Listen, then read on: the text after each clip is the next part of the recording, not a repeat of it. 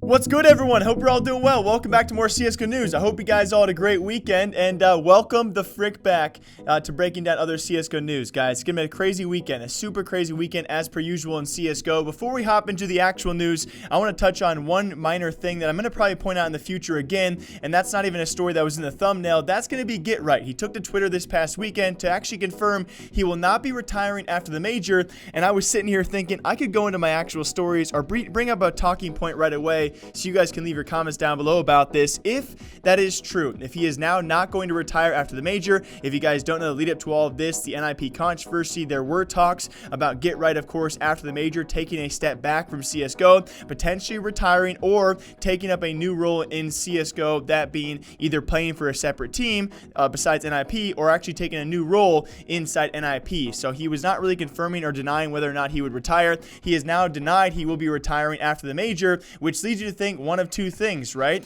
Obviously, he either keeps on playing for NIP or he plays for a separate team out there. And if he does play for a separate team, which is probably expected based off NIP's performance over the past year, 2 years, 3 years, whatever you want to call it, if he is to play for a separate team out there, I asked you guys the question. We have now also found out he's actually a partial owner inside NIP. So will he be forced to sell his shares, or will he play with NIP, or if he plays for a separate team, is he allowed to? I don't think he's allowed to. So just a really weird point out there. Either way, great news. Obviously, great for that guy because of all the controversy around him this past weekend, this past month or so. It's not great news. This is good news, though. Get Right is not retiring, guys. What his future, though, is one of the giant mysteries that I'm waiting to hear from him about after the major. We'll see exactly where he goes. Now let's hop into the actual news that I had planned for today. And that is the CIS region continues to be a sketch ball in the CSGO scene. If you guys have been following the channel or following the general, of course, drama out there brought to us first by Decay. Thank you, Decay. You always do great work, my man.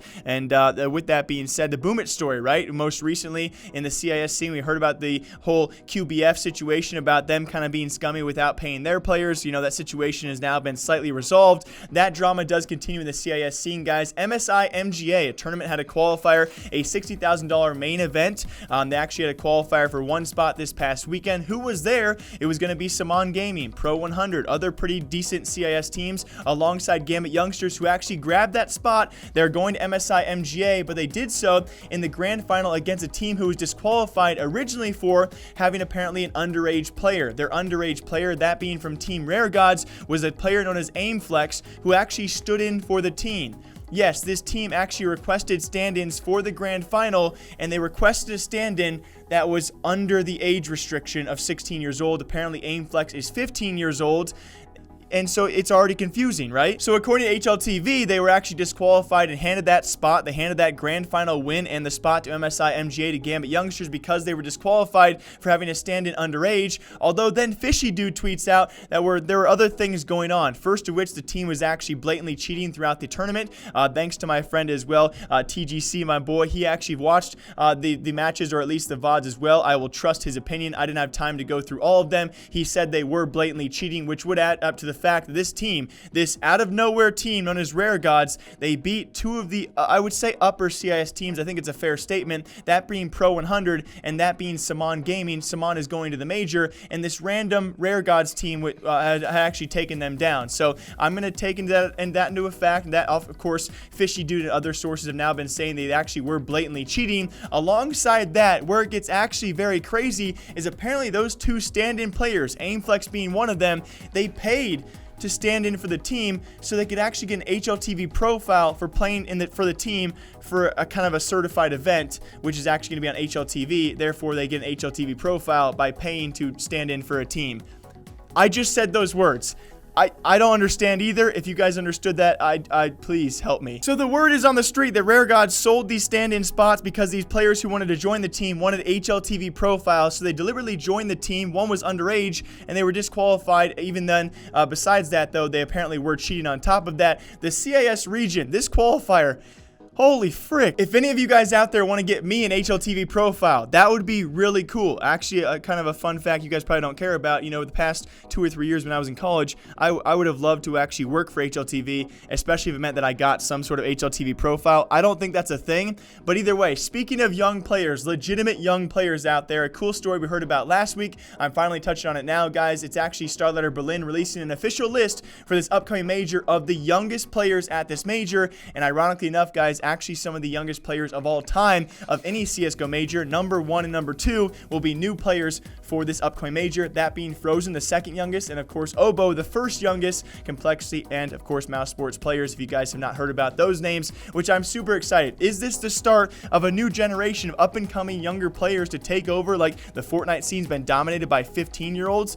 Is this a new start for all games out there to have these up-and-comers join them and play at the top level? I don't know, but it's very cool to see these youngsters out there, guys, so young at such cool events as well. I'm very excited to see how Obo does because he certainly has a lack thereof experience compared to a guy like Frozen at these actual LAN events and events of this size. But again, it's going to be both these guys' first appearances at a major, I should say, and I'm super excited to see young players still up and coming, and it's going to be cool to see how they actually perform under that kind of pressure, because I know I would crack. Also, in a couple closing stories for all of you guys, OpTic Gaming, no surprise, has now made changes, although it is a bit of a surprise because they're actually ex-OpTic Gaming and they're still making changes. I believe now their second change as not being a part of OpTic. They are still ex-OpTic, looking to be sold, but not a big surprise though, because it will be Refrezh, who I think has been lackluster by many statistics out there over the past few months. Actually be replaced by Cajunb, who comes over from the failed Cloud9 last project, and I think a pretty good pickup by a lot of standards out there. I'm excited to see how this one does work out. The main thing being though, with Cajun's latest tweet ever since he did join, can these guys actually be signed?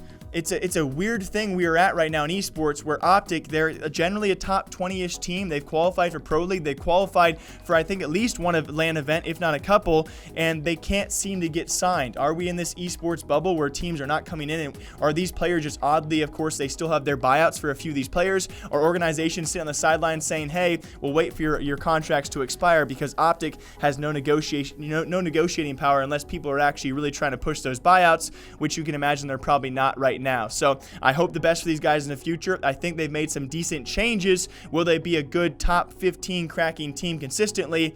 We're going to see going forward. I hope these guys do get sold eventually. Now, very lastly, for all of you guys, HLTV article posted this morning, which is very lackluster. I love HLTV articles, guys. You guys know I use them quite frequently for my sourcing as well. Unfortunately enough, this one is actually based off an ESPN article where apparently they say that Coldzera reveals his 4 offers. He didn't though, guys. Unfortunately enough, we do not actually know who those teams were. It was based off an ESPN interview that Coldzera did, and he actually revealed that his financial issue with the teams he's been offered is not the issue at all. He has been offered by 4 teams. He does not reveal the names of those 4 teams, just states that financially he's not really worried about that side of things. So that's kind of the more exciting part here, guys, is he has 4 offers, and financially he is set. You know, if these offers are generally the same, he's trying to go to the place that he hopefully wants to win the most, not wants to be paid the most. So that's pretty exciting stuff, and I cannot wait. Post-major videos are going to be going off. If you guys couldn't tell, guys, I had a kickstart and I had a coffee this morning, and it's just really good to be here because before I started this video, I just was thinking, you know, a few of you guys out there have been watching me for like years, and that just really kind of touched me, and even the new viewers, like, you guys allow me to do this, and I thank you very much. I'll be seeing you guys all back here all day long because esports news this past weekend was crazy. If you guys are only CSGO fans, I'll see you back here tomorrow breaking down even crazier stuff. If you guys want to leave a comment down below, thank you all who leave comments. I love reading through those. They make my day. Until next time, guys, take care. Drink some coffee, drink some water. I'll see you back here sometime soon.